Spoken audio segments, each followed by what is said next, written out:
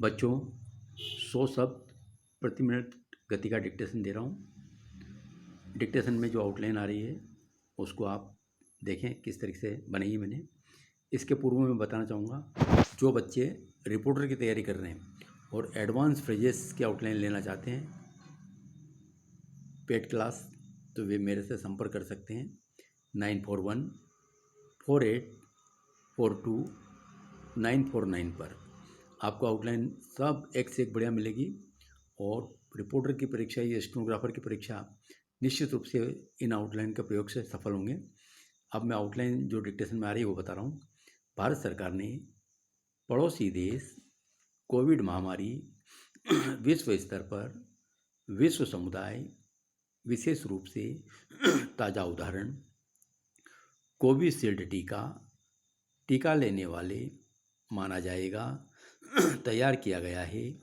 Serum institute of India की ओर से प्रतिबद्धता, वचनबद्धता,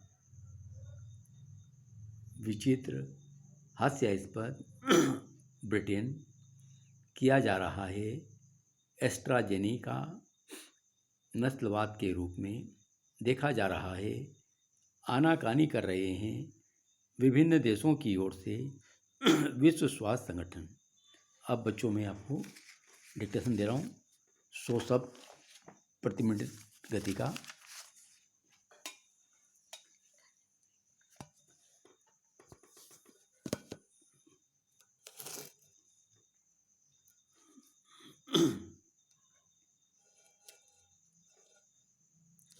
यस, 100 शब्द प्रति मिनट गति का डिक्टेशन लिखें। भारत सरकार ने पड़ोसी देशों को फिर से कोरोना रोधी टीकों के निर्यात को लेकर जो प्रतिबद्धता जताई, उससे कोविड महामारी से लड़ाई और आसान तो होगी ही, भारत का इस मामले में योगदान भी रेखांकित होगा। भारत ने टीकों का फिर से निर्यात शुरू करने के संकेत देकर यह भी स्पष्ट किया कि वह वैश्विक महामारी कोविड से लड़ने के प्रति वचनबद्ध हैं। उसने ऐसी ही वचनबद्धता इस वर्ष के प्रारंभ में भी प्रदर्शित की थी और उसके तहत दुनिया के कई देशों को टीके उपलब्ध कराए थे। कुछ देशों को तो टीके मुफ्त भी दिए गए थे। विश्व स्तर पर इसकी प्रशंसा भी हुई थी, लेकिन दुर्भाग्य से विश्व समुदाय और विशेष रूप से दुनिया के प्रमुख देश कोविड महामारी से मिलकर लड़ने की वैसी संकल्पबद्धता का परिचय नहीं दे सके जैसी उन्हें देनी चाहिए थी। आखिर यह एक तथ्य है कि अमेरिका सरीखे देशों ने दुनिया को टीके उपलब्ध कराने के बजाय उनकी जमाखोरी करना बेहतर समझा। टीकों के मामले में न केवल संकीर्ण राजनीति की जा रही है, बल्कि दूसरे देशों के नागरिकों के आवागमन में अनावश्यक बाधाएं भी खड़ी की जा रही है। इसका ताज़ा उदाहरण है ब्रिटेन सरकार का यह फैसला कि भारत में कोविशील्ड टीका लेने वालों को टीका नहीं लगा हुआ माना जाएगा। यह फैसला इसलिए विचित्र और हास्यास्पद है क्योंकि कोविशील्ड ब्रिटेन में ही तैयार किया गया है और भारत में उसका उत्पादन सीरम इंस्टीट्यूट ऑफ इंडिया की ओर से किया जा रहा है। ब्रिटेन में इसी टीके को एस्ट्राजेनेका नाम से जाना जाता है। किसी के लिए भी समझना कठिन है कि अलग अलग नाम देने वाले एक ही टीके के मामले में दोहरा मानदंड क्यों अपनाया जा रहा है। इस पर हैरानी नहीं कि ब्रिटेन के इस फैसले को एक तरह के नस्लवाद के रूप में देखा जा रहा है। ब्रिटेन जैसा रवैया कुछ अन्य देशों ने भी अपना रखा है।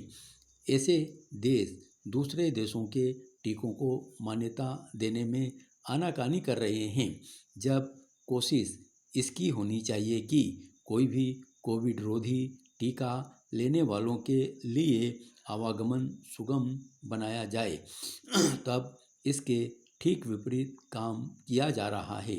ऐसा करके एक प्रकार से विश्व स्वास्थ्य संगठन को गति देने में बाधाएं ही खड़ी की जा रही हैं। कोरोना रोधी टीकों के मामले में विभिन्न देशों की ओर से अपनाए गए दोहरे रवैये के खिलाफ विश्व स्वास्थ्य संगठन को सक्रिय होना चाहिए था, लेकिन कोई नहीं जानता कि वह अपेक्षित भूमिका का निर्वाह क्यों नहीं कर पा रहा है।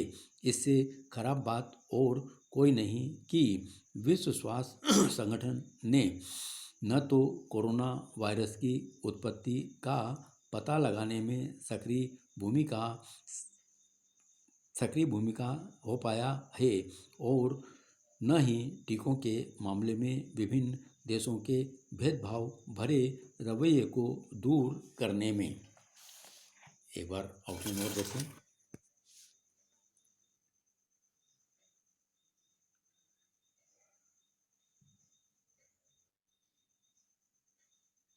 भारत सरकार ने पड़ोसी देश कोविड महामारी विश्व स्तर पर विश्व समुदाय, विशेष रूप से ताज़ा उदाहरण कोविशील्ड टीका लेने वाले माना जाएगा, तैयार किया गया है।